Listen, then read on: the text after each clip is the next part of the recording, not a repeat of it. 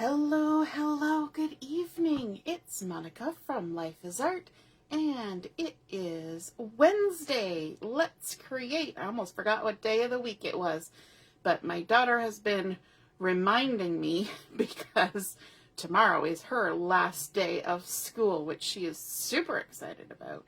I don't think my boys have ever been so excited as for the last day of school as my daughter is this year. All right, if you are popping on to watch, just say hello or howdy so I know you're here. And if you're watching on replay, then just go ahead and say replay because it's nice to see who comes and watches.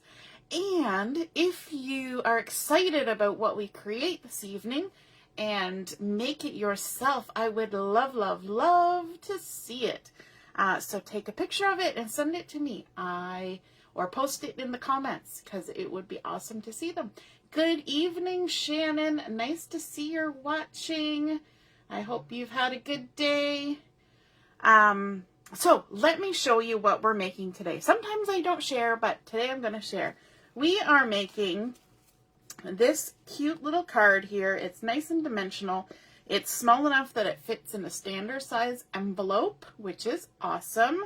But when you open it up, it does this fun, funky, pop-up, really delightful profile that it has. So it stands up like this. And of course, top-down picture isn't that exciting.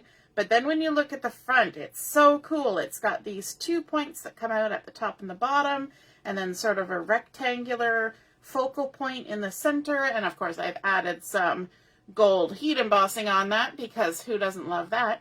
So we're going to be using the Hope and Kindness collection to create this. If you haven't had a chance to look at this collection, it is gorgeous and it is only available until tomorrow. You're down to the wire. And now when you look at this, you might say, so where are we going to write our message? So if you turn it over, the same center focal point is also on the back, and that is the spot that is designated for writing your message. Now, the other thing is, if you are somebody who needs more space than that to write your message, once this is folded down, you could actually, instead of putting pattern paper here, you could put 2 pieces of pale cardstock, and you could just write right across and just pretend that this whole back is your spot to write your message. And then you could even add a little bit more in there, okay? So there's lots of different opportunities for adding your letter or message, or you could just tuck a whole letter inside the envelope with your card, right? So, oh, I had something weird pop up there, but now it's gone. Okay, so let's get started. We're going to start with a base made out of craft cardstock, which looks gorgeous with this collection. In fact, there's craft cardstock included in the coordinating cardstock, but I'm actually using just a plain piece of craft cardstock, whereas what's in the collection actually has some really fun patterns on it.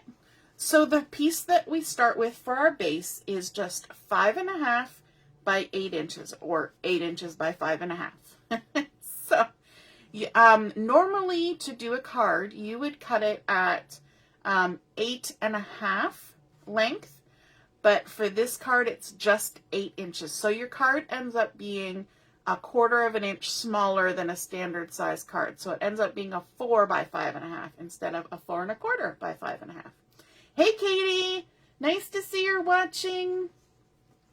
So we're going to start with this one, and we want to start by doing some scoring. So hopefully as people get on, they'll have to watch some replay because they'll have to see the scoring for this. It's one of those cards that you gotta get on and watch.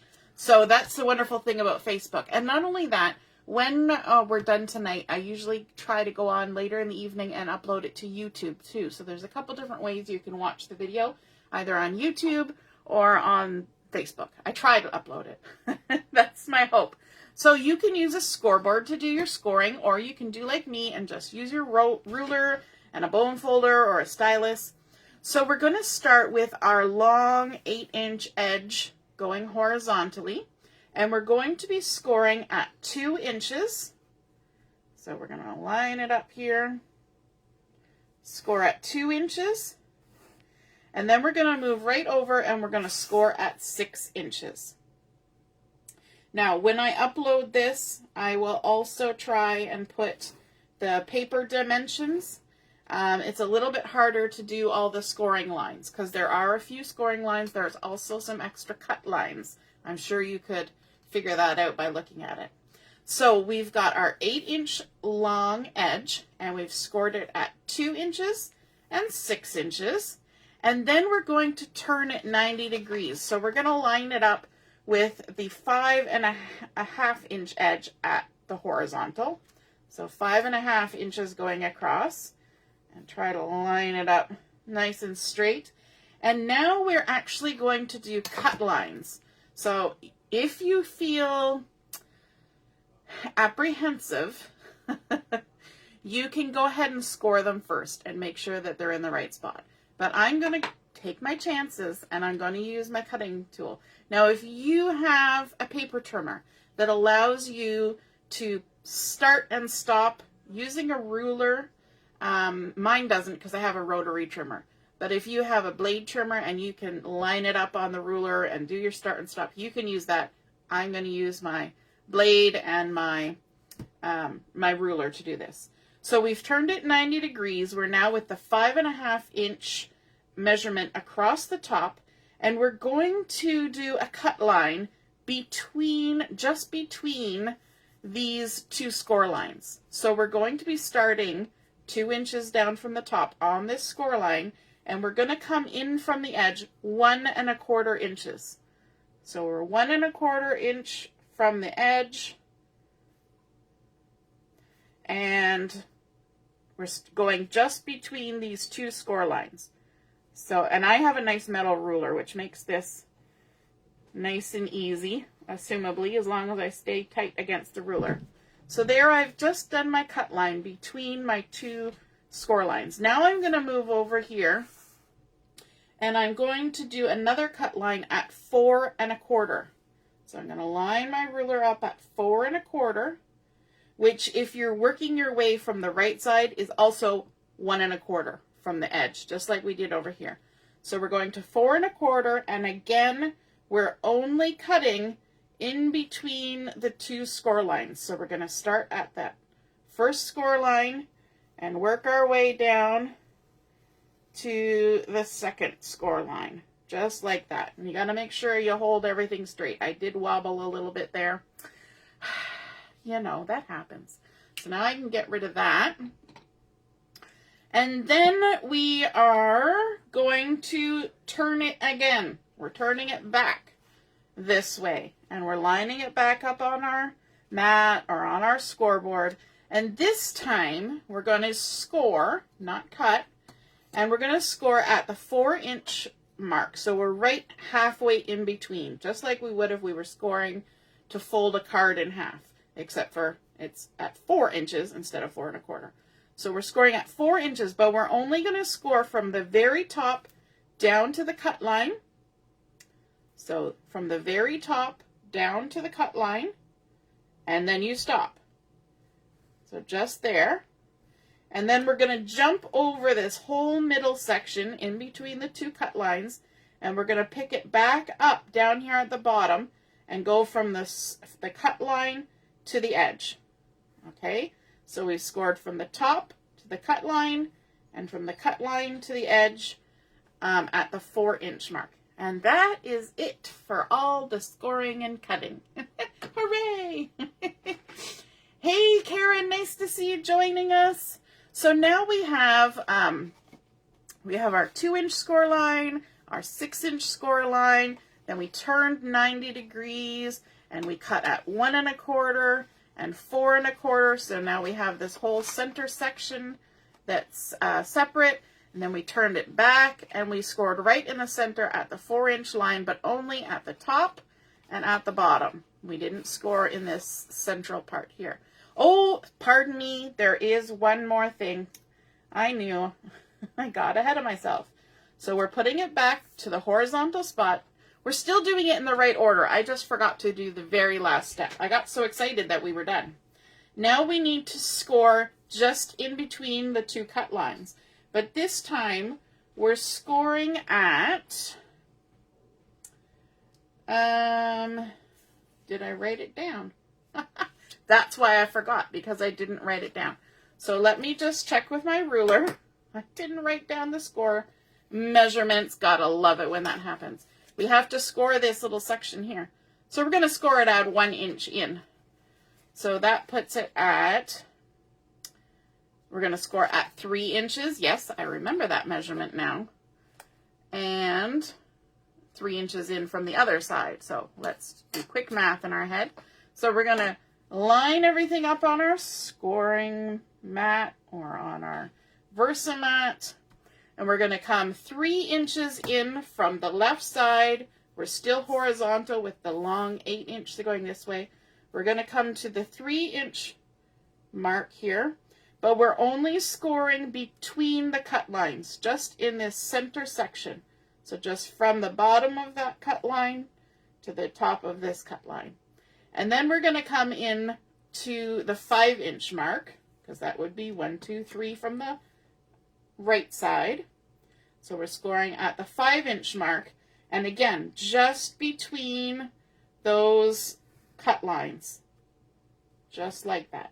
Now we're all done with the scoring and cutting. We're not done with the creasing though. We still have to do some creasing. So now the first thing we need to do is we need to take these two side pieces, these largest ones, and we're going to bend them both in on the score line towards the center. And because I'm using my Versamat, I like to make sure that everything's kind of lining up top and bottom, that there's no weird overlaps, and then I can go ahead and do my creases. Okay, so those two flaps kind of meet in the middle, but they're not going to, they're just, that's how you fold it. And then what you want to do is you want to kind of turn it this way a little bit. You're going to push up from the back on this little strip here in the center with the score line right in the middle. You're going to kind of push up and just give it a little pinch, okay? We're not giving it a hard score, we're just giving it a little pinch so that it knows which way it wants to go. And then we're going to come down to this bottom one, and we're going to push up on it and also give it a little pinch. So we're pinching it to the front, just like that, okay? Making little mountain folds going up. And then this center piece here, we're going to do the same thing. We have two score lines, the 3-inch and the 5-inch, and we're going to push up from behind and pinch that one. And then we're going to push up on this other one and give it a little pinch, if I can get a hold of it. So now you can see we've already got that shape forming. But now the trick to making everything fold the way we want to do it, hey Carol, nice to see you joining us, is that you take your two sides and you push them together. See that? How everything pops up? So we've pushed our two sides right together so they meet. Just slide them flat along your Versamat. Then this center piece should squish right down. Squish right down flat. And these two pieces that are kind of sticking up at the top and bottom, you want to kind of fold them one way and then fold them the other because you want to get a nice crease there. Okay? So we'll fold them one way, fold them the other so they're good and creased. We'll do the same thing over here. Fold it one way, fold it the other way so it moves nicely. And then we'll give all these creases a little extra squish down.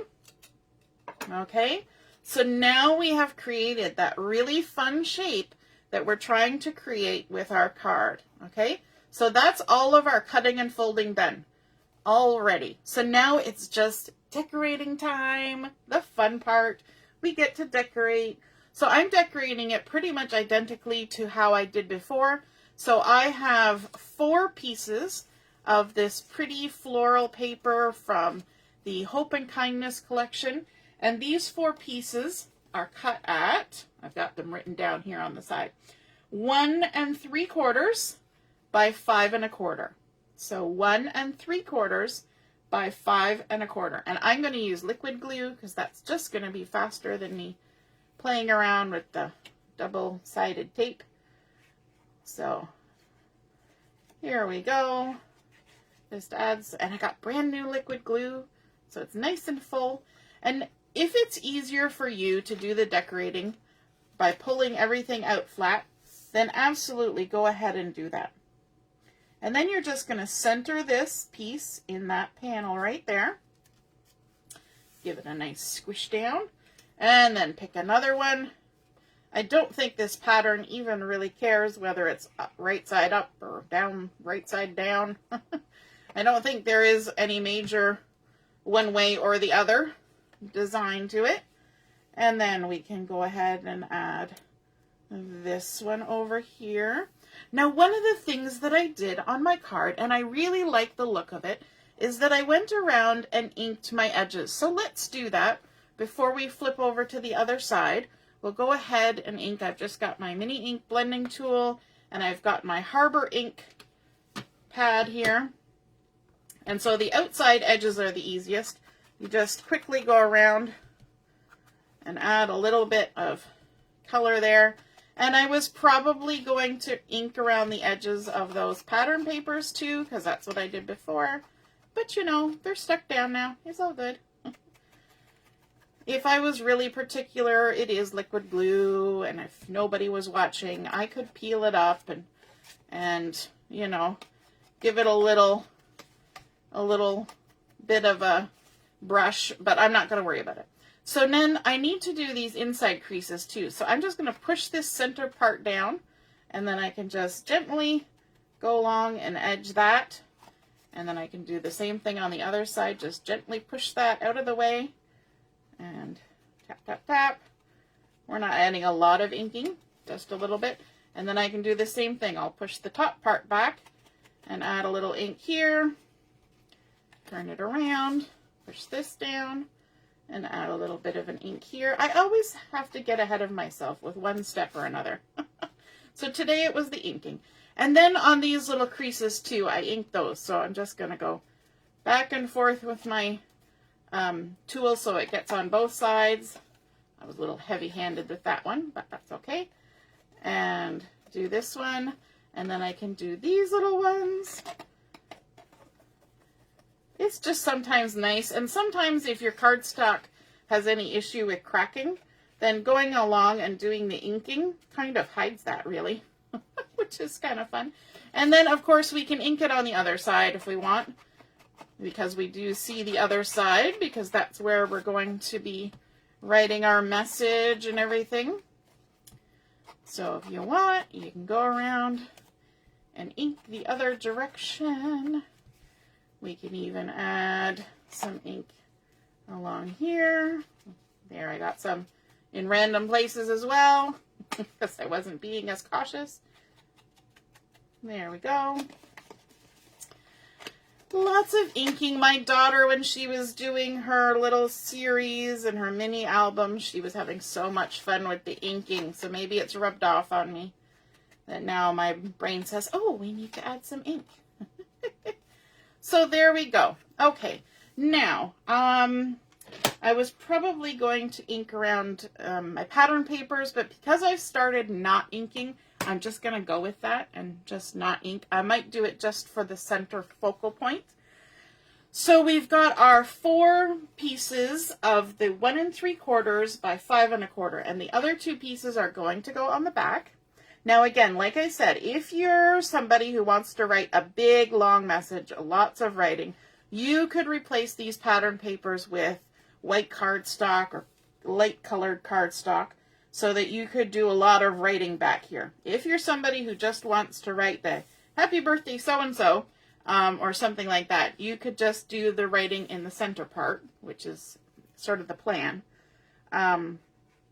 or just include a whole letter in there. I have a couple pen pals, and, you know, you just include a letter because you got to say all the things. Some of us still do snail mail to talk to their friends. All right, so there we are. Back to the front. This is looking gorgeous. And then in the top pieces here, what we can have for that is a little bit of cardstock, and this was cut at 1 inch by 1 3/4.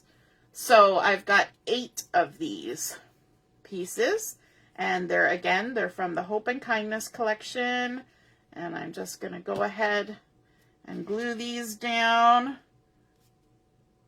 So 1 inch by 1 3/4, and we need 8 of them. We're going to have 4 on the front and 4 on the back. Now, you don't necessarily have to decorate everything on the back, but why not, right? It's a surface. We can decorate it. All right. One there. Now, when I did my first one, I was being a little bit particular and making sure that the right pieces, not necessarily that they match from side to side, but they were cut out of the same strip so that the pattern was even on both sides. But I think this pattern is so small, this little diamondy grid in the pine color, that it doesn't make a lot of difference. And then we can flip it over and we can add our decorative pieces on the back as well. Just like that. And here. So if you're watching, have you made a card like this before? I know there's so many different ways of folding things, and a lot of them end up, you know, they're fairly similar. They're just sort of a new twist on an old pattern. So have you made one like this? There's, you know, we've made bridge cards, and there's also bay window cards, and we've made, you know, the ones that we made when, the one with the cow. We made one that had all different angles and things when we were working with the cow stamp that I can't think of the name of, but I love. Julie was just using it last night. Now, I've got a piece of the coordinating cardstock, the nice peachy coordinating cardstock, and this was cut to 1 7/8 by 2 7/8. And I'm going to go ahead and attach this in the center panel here at the back of the card. Whoops. This is that fun coordinating Hope and Kindness cardstock that is so pretty, and it has such a fun texture to it. But it's not textured. That's the thing. It looks textured, but it's not. So there we go. There's our center spot where we can write our message. You could add as much decoration or as little decoration as you want on the back. But we're going to focus on the front. So let me grab my ink again, and I'll ink just the front center focal area since I skipped doing the pattern paper. And I'm doing just a tiny little bit of inking, just kind of right on the edge. So that's, again, the same cardstock as the back. So you cut 2 of those, the 1 7/8 by 2 7/8. Then you need a piece of pattern paper, or in my case, I used a piece of one of the cut-aparts. I actually cut, it was a cut-apart that had this floral thing in opposite corners, and I cut it in half. So that I had 2 centers, because if you're going to make one card, you might as well make 2, right? So I thought this was kind of nice because there was a tiny little bit of decorating that had already been done on it, because it was kind of not a picture of my life card, but a cut-apart card. So now we've got our Harbor ink there. We can go ahead and add our cardstock. And this was the 1 7/8 by 2 7/8. So it's pretty tight squeeze there. And then this little piece of either pattern paper or picture of my life card or cut apart card, it was cut at 1 3/4 by 2 3/4. So it's only 1/8 of an inch smaller than that other piece, which is why I decided to go with the inking, because they're very similar in color. And in fact, look at that. I've actually cut it to the wrong size. La la la. Let me grab my blade here. let's see if I can do this, because I've got it all gluey. So I want it to be cut to 2 3/4. 1, 2 3/4. No, that is right. Maybe I cut this wrong. 1, 2. Yes, I did. This was supposed to be, that's why it was tighter on the sides and not so tight on the top. So I'm going to take off 1/8 of an inch and I'm going to eyeball it. Are you trusting me with this X-Acto blade to cut a straight-ish 1/8 of an inch piece? Poor Karen, I'm sorry. She's probably going, Monica. Yeah, it happens. Oh, now I don't have my inking. Let me just grab that. I think I did okay. Nobody will know. How will they know? Nobody will know. There we go. Look at that. It's a good thing it was only 1/8 of an inch.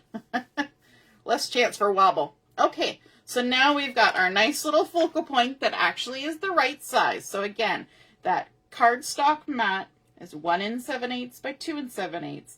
And then the pattern is 1 3/4 by 2 3/4, unless you measure wrong and then you adjust. Right? Yes. That's how it goes. That's just life sometimes. Okay, so now we want to add a little bit of decoration on here. So for that, I wanted to do some gold heat embossing, because what's more fun than gold heat embossing? Other than white heat embossing, I guess.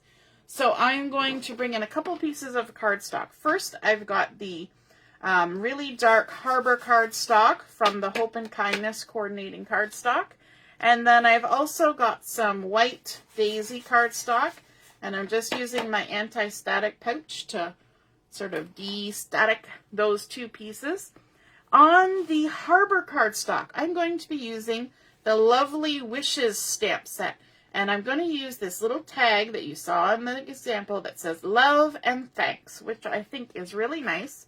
And it's nice because it's a solid tag with just the words as the recess, so that you get the gold heat embossing over the whole shebang, which is fun. So I've got my gold embossing powder. Let's get that opened up. And I've got my Versamark ink. Get that opened up. And then we can go ahead, and this has already been seasoned and used, so I can just go ahead and ink it up with the Versamark. I've got my Versamat flipped over on this side for a nice stamping surface. And then I can just go ahead and stamp that down. Give it a little sprinkle with the gold. And I've got a scrap piece of paper here to collect all the little extras. Now that's just going to look kind of dry and nubbly for now. But it will change. It will change in a minute. We're going to do all the heat embossing at once here, so we can kind of keep working our way here. And then I've got the Hope and Kindness stamp set with the thin cuts, and there are some florals. So I've chosen 2 of the florals. So there's this one that's just a single flower. And we're going to stamp that one quickly. And then this one that's got a little bit more happening in it. And we're going to stamp that one quickly. And hopefully well. And then we can sprinkle all the embossing powder on all at once. There we go. Lovely. And hopefully I haven't put my arm in my little bit over there. And then I can use my scrap to refill my little embossing powder. I'm going to close this because that's never a good thing when your embossing powder goes over. All right, so now if you look at this embossing powder, it's dry and nubbly, and then the magic happens. The magic of the heat embossing. I love your little icons. Karen's got the little, oh, I'm not looking, barely looking. What is she doing with the X-Acto blade? So we're getting our heat gun warmed up, and we can just sit here. And hopefully you'll be able to see, can you see it? It's transforming all across. Ah, so fun. And then we can set that down there to cool. for a moment. So I always lift my paper up off of my Versamat when I do this, up off of my work surface, so that it's not affecting any finish on my table or anything. Plus the heat swirls around the front and back of the paper when it's up in the air like this. And the heat embossing seems to work nicer that way. You can even emboss from the back side, especially if you use vellum, things like that. And there we go. There's our beautiful heat embossed gold florals. And let me tell you, gold heat embossed florals are just so pretty. They really are. They're just so pretty. And so I'm just rubbing. If you saw me take that piece away, when I clear my anti-static pouch residue off, I just, wipe it on my pants or on my shirt sleeve. So that's what I was doing there when I stole this out of the frame. And then I'm going to just fussy cut this one. There are thin cuts that come with the florals, with the Hope and Kindness, and I have them. I do actually have them. So I could get those out and use the die cuts. But, we'll see how it goes. We may just go ahead and fussy cut them, because that's actually what I did for my example. I just went ahead and fussy cut it, completely forgetting that I had the die cuts. Now, I've got a selection of, pardon me, oh my goodness. I have a selection of my tri-blend markers here. So I want to, I'll start with this little guy first. And I kind of did a mix of colors on this one. I used the mid color on the Fair Skin blend, which seems odd for coloring a flower, but it's a pretty kind of peachy, orangey thing happening. Did you know that everybody has orange skin? Everybody has orange skin. It's just some of us have more orange and some of us have less orange. We're all shades of orange. And then I also want the gold yellow blend. And I'm going to grab the lightest one. And I'm going to color right over what I already colored. Now, the joy of coloring over heat embossing is that you don't have to worry about the lines. You can just color right over the lines. It makes no difference. So there's the light, and then I'm going to also go to the mid, and I'm going to just add some closer to the center of the flower on these outside leaves, and then I'm going to go right over the inside ones, and then maybe I'll even grab the darkest color and just put little touches around the inside like that and around those two inner petals, and then grab the middle fair skin one again and just go over top quickly, because that kind of blends. At least that's what my brain is telling me. Then I want to grab the middle color of the yellow-green blend and color in these leaves. Now, I don't really have a green that matches the leaves on this lovely paper here, because that's kind of a hard color to match, because they've done it like acrylic paint, right? So there's like white added and all that, and that's a little bit hard to achieve with a marker. I'm sure there are people who are much better at coloring than I am that could create something like that, but I'm just going to go with that middle of the yellow-green blend. And then for this larger one over here, I'm going to grab the pale pink blend, and I think the middle color of the pale. If you're wondering about my interesting nail combination with the two greens and the thing, Julia did these for me. And she's like, I can do whatever I want. And I said, sure, you can do whatever you want. And so she went to town. So if you're wondering why my nails are a little bit, this green with gold combination makes me think of Shrek. Like I have Shrek nails, but that's okay. That's okay. It'll come off eventually. And then let's also take the dark. So that was the middle. And then the dark, we'll add some little bits around here. And also on these ones. And then also the lightest of the coral blend. I think it was the lightest of the coral blend. We're going to add a little touch of that in there as well. And I don't even think I need to go back and blend anything at all. And then I'm going to take the dark of the coral blend and just add some nice dark notes on this little berry kind of thing. Yes, that's the coral blend. I was having a moment there where I thought it wasn't, but it was. And then I'm also going to grab the center color of this gold yellow again and just do quickly these teeny tiny little tufts over here. And then the green again, the mid of the yellow green blend. So many colors. And go ahead and just color in those leaves. And I love how the gold heat embossing just shines right through all of these marker. Even if I drew over the top, it doesn't matter. It's so forgiving. I mean, I'm trying to go around for the most part-ish. But it's so forgiving. And if you have a hard time coloring inside the lines, it's also good because it kind of creates a barrier, especially if you're using watercolors to do it. It creates a fun barrier. Now, I do have the thin cuts, but I would have to get out my machine and, you know, all that jazz. So if you'll bear with me for half a minute, you can all be mesmerized by the fussy cutting.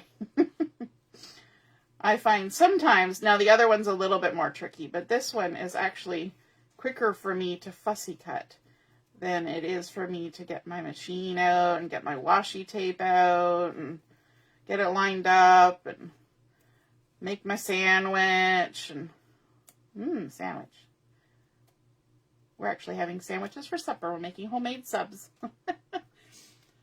I digress.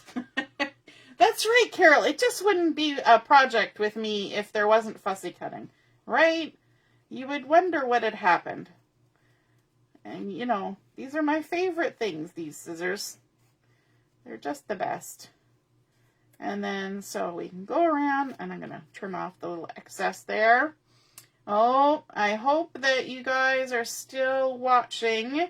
Maybe give me a comment. My laptop is saying that the video is no more, that it's having trouble playing the video. So I'm going to restart it, hopefully.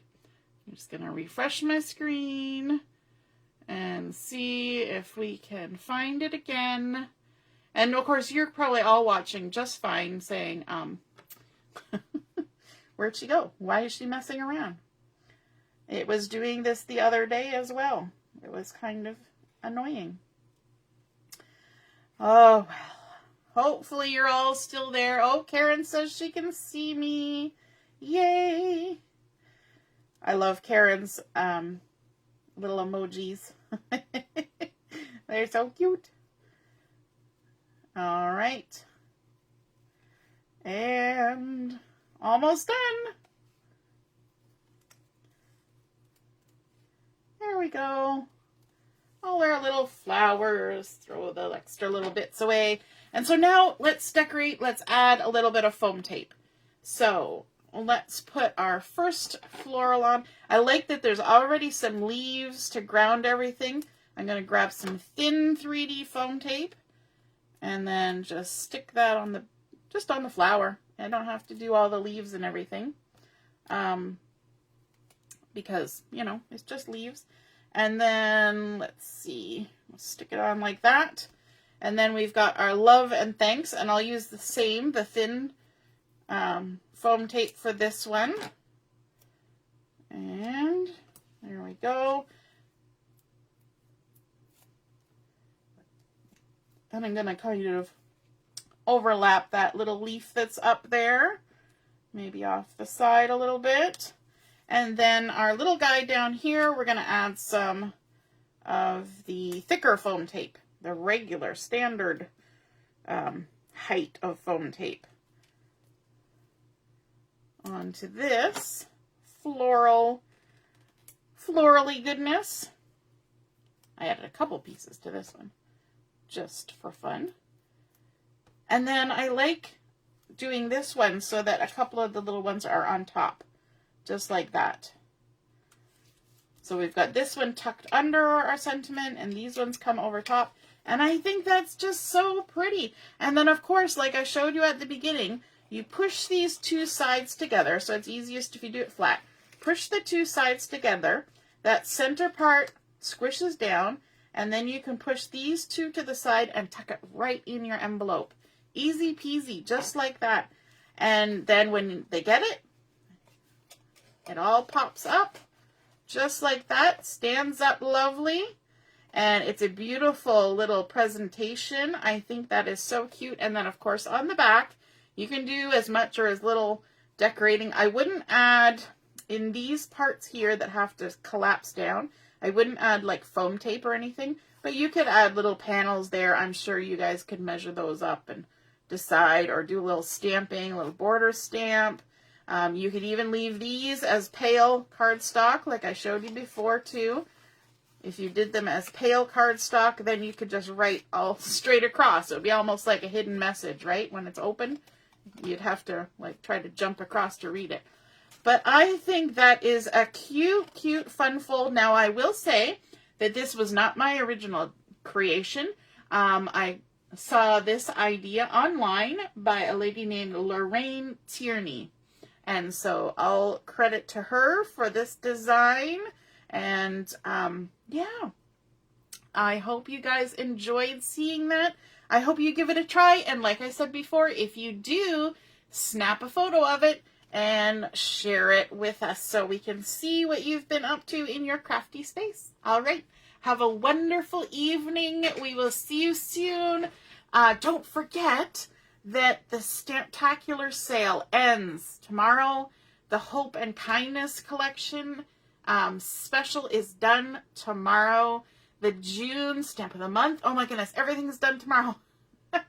But that's because 1st of July, we have our catalog launch party. Woohoo! New stuff.